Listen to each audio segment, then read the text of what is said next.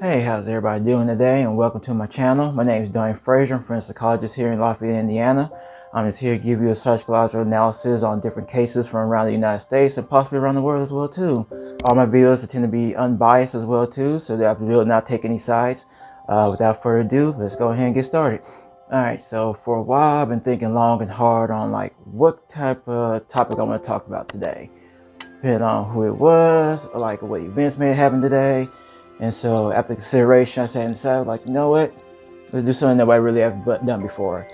And so after a bunch of research, a bunch of investigation that I've done, the perfect person I decided to do was Samuel Little. Not many people know who Samuel Little is. Even I didn't even know who he was to begin with. After hearing everybody's statements and lists of interviews and stuff that I've seen over documentaries, things I've read and researched over, I came to realize that he is pretty much one of the most prolific serial killers we ever had in the United States. With a victim total of over 93 women, he actually outmatched most serial killers that we know for today, such as Jeffrey Dahmer, John Wayne Gacy, Ted Bundy, all combined together. He actually outmatched all of them. So what people have pieced together over the years is that from Samuel Little been killing people from 1970 to 2005. That's over 35 years of killing people undetected without anybody even knowing who he actually was. Some of the main questions most people asked was, how was he able to get away with it for so long? Why was there never been a thorough investigation done over some of the cases? I'm trying to analyze as much of the case as possible, try to give you a psychological aspect of everything that went on during the whole entire case.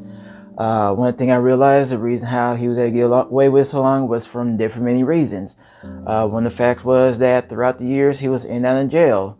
Another factor was that of locations. He never stayed in one spot for more than 3 days at a time. He'd be in one spot, do his thing, move to the next spot, do his thing, and he was just all over the place. Another reason was his victims.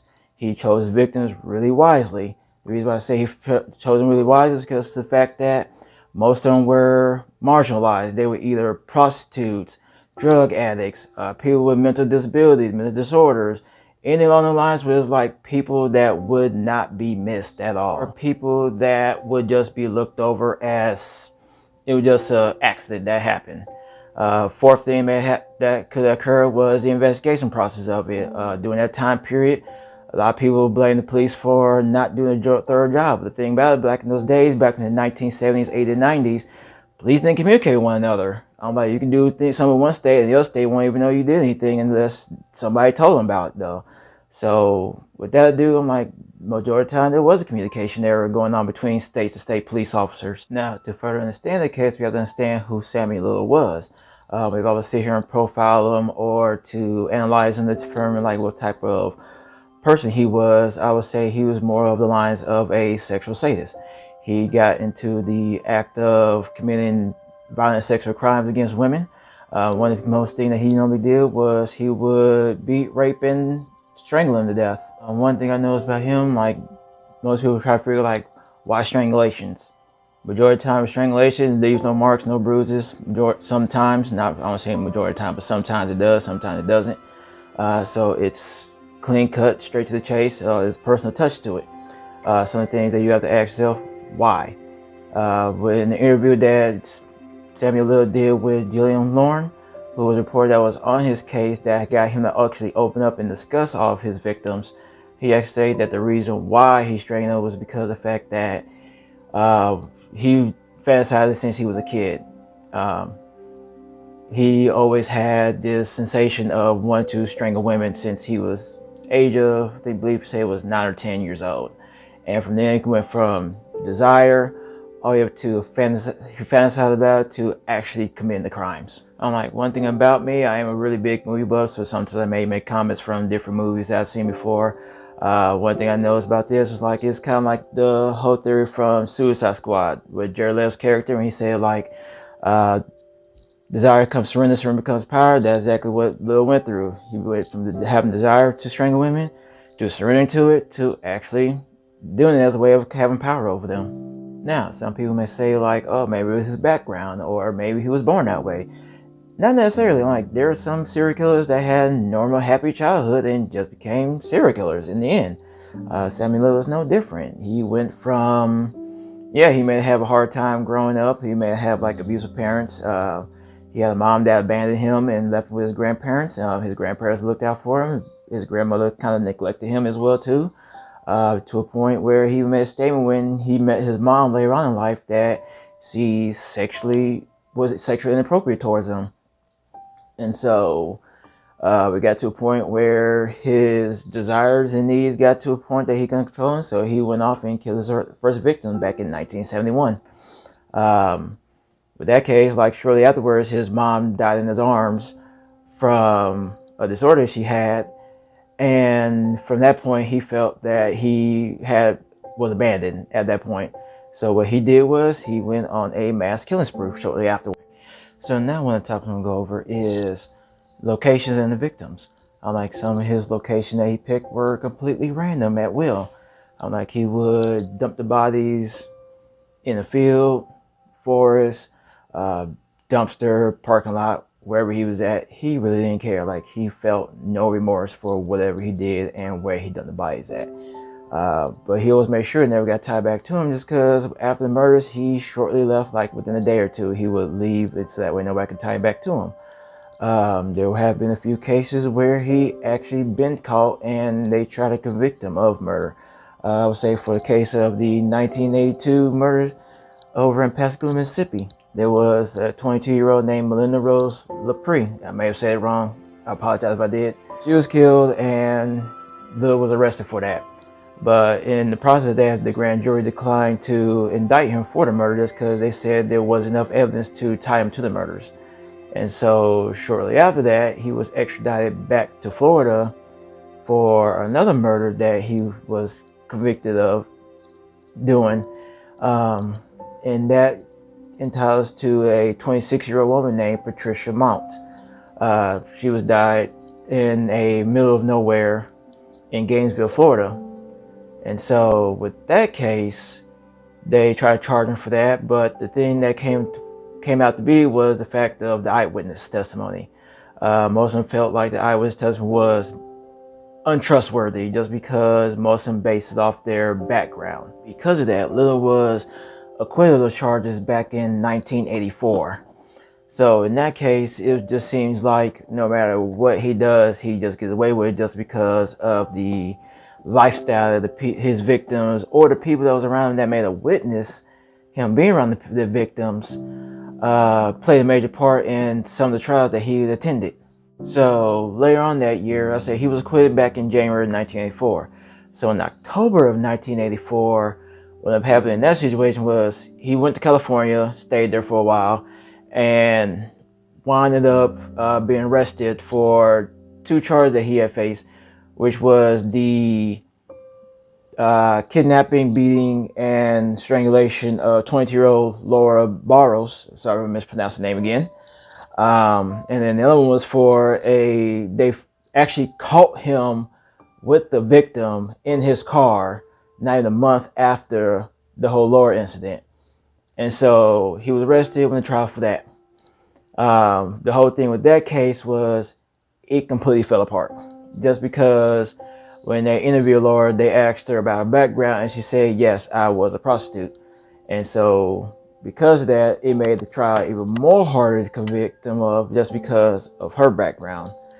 And so they went to trial and everything. Throughout the whole entire trial process, it came out into a hung jury. And so they got to a point where they were going to retry him again, and they felt it was going to be a risk. So they made a deal with him. They told him they would charge him with a lesser charge if he pled guilty. So, but to put him to a lesser charge, they gave him 4 years, but he only did 2.5 years of that 4-year sentence. That makes you wonder, like, how is the justice system helping out these people?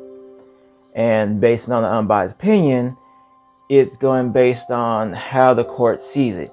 And majority of the court does, they base everything on. Sometimes the courts go through what's called a biased blind spot. What a biased blind spot is being biased without realizing you're being biased.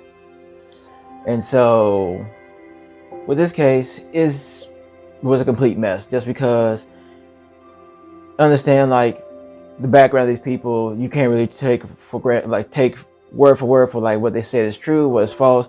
Just Kill Lil, he always had excuse for everything that happened. If he got caught with the body, he just said like, "Oh, well, she owed me money. There was a disagreement with money. She was actually a prostitute, and so I was just trying to get what's owed to me."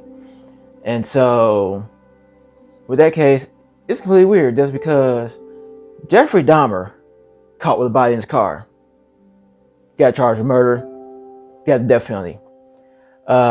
John Wayne Gacy caught with bodies underneath his house, life. Jeffrey Dahmer, that was pretty much weird. He actually got caught with body parts in his house after being on the run, not even being on the run, just pretending like everything was okay with the cops, even though he actually had cops go to his house and smell that it smelled like dead bodies in there, convince him that, oh, it's just something that he cooked and managed to leave. That was weird as fuck, I'll be honest with you. So, shortly after his 2.5-year stint in prison, he gets out, moves to Los Angeles, starts a killing spree. Killed 10 people off the back. So, now after that whole killing spree, he disappears for a while. Nobody knows where he went. And so on September 5th, 2012, he was arrested at a homeless shelter in Louisville, Kentucky. He was extradited back to California, and the kicker on it was he was actually arrested on a narcotics charge. And so when he gets there, if I remember correctly, California actually has a law saying that anybody that's arrested on a felony charge, they have to supply their DNA into the system. So by doing that, he supplied his DNA, and it came back as a hit for 3 of the murders that happened in Los Angeles. And so upon being investigated for those 3 murders, he later that year, I'm gonna say later, say a year later, so in 2013, he was investigated again for over 3 dozen murders that happened back in the 1980s. So throughout the time, he just ignored, well, he would say ignore, he denied everything. Pretty much the reason why he denied, that was just his main rules of everything that he did. His main rule was don't get caught. Make sure that nobody survived to tell on him, as well as if they did survive and they did tell, deny everything. And that's exactly what he did. When they came back and said like, oh, your DNA matched for these cases, his reply to that was, oh, well, I didn't commit the murders. I wasn't. All the DNA test tells me I was there. It didn't say I committed the crimes. I didn't possibly do any of this. But then shortly afterwards, after the careful investigation, when detectives there in Los Angeles, she came to find other victims that actually survived the ordeals with Lil that were willing to testify. A few survivors who were African American women actually gave statements years ago. When I say years, I mean like anywhere between 10, 20, 25 years ago. Like they gave statements saying that, hey, Lil did this to me, but they never took a trial just because of the fact that most of the statements, which was pretty much hard to hear, was that they believe that no court system in the United States would ever believe anything that they would say. By not being believed for what happened to them, they just didn't do anything about it until they got a phone call with police officers or sheriff's officers saying that, hey, we caught the guy that did this to you. If you like, we can go ahead. You can come down here and testify against him. And a lot of them took the chance to actually go down there and do so. So that way they can tell their story of what actually happened to them. But at the same time, by them telling their story, it shows an injustice that goes on in our court systems of not believing like everybody is a victim. Like everybody deserves to have their story heard. But the thing about it, we are basing everything off of a social class. When I mean by social class, you always have the rich and powerful. You have the medium class. You have the lower class. And then you have the class that's below them where nobody ever going to believe anything that's said to them at all.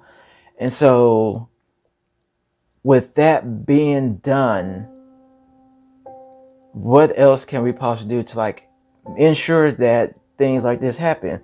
And in the case of, that's where some forensic psychologists can come to play a part in, by bridging the gap between the justice system and the community, by allowing everybody to have a voice and a say so, and being able to do so in an unbiased environment. And the reason I say that is because, like, yes, me and the victims did get justice for what happened to them, but there are a lot of people that are still unknown. Like, a lot of people, like, for half the victims he gave names, like their first, last name, where it was located at, what he did to them. Like, he knew everything from memory.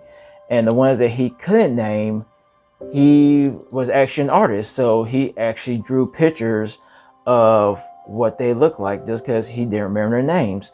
And one thing that I actually get credit for the FBI for doing is that they actually posted those pictures on their website so that people can try to figure out who exactly they are, and to help families that don't know what happened to their loved ones can actually get closure with that. But one of the main things that a lot of people are having a hard time with is the fact of how the investigations on the murders was done. A lot of them feel as if that the investigation wasn't done thoroughly. They felt that, because they were black women or women that were on the lower spectrum, that they didn't deserve to be treated the same as everybody else. Even though the fact that law enforcement did state that they use every single resource they had to figure out cases. From my point of view, I felt like they did. It's just the fact, like, some of these cases do hit dead ends where they have no leads and may not know who it is. The best thing most people can do is try to figure out, like, as much information as you possibly can. One of the key things that one of the victims, like, they didn't know what happened to her until they said, like, hey, this person may have killed your loved one. And when they showed a picture, her brother was like, hey, I've seen him before. He actually came by the house at one point and with my sister. And so it's just that thing, like, just seeing his picture from like now and a younger version, like, that's when most people actually put two together, like, hey, this is the person that I've seen before. At the same time, some cases were mishandled.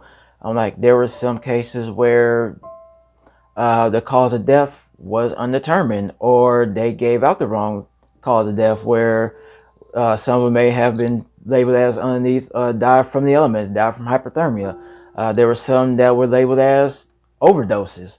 Like, even though they died violent deaths, they were still given the wrong characteristics of how they actually died. And most of the family members didn't even know how the person had actually died until later on, when authorities, after they caught Little, told them, like, hey, he did X, Y, and Z to your loved one.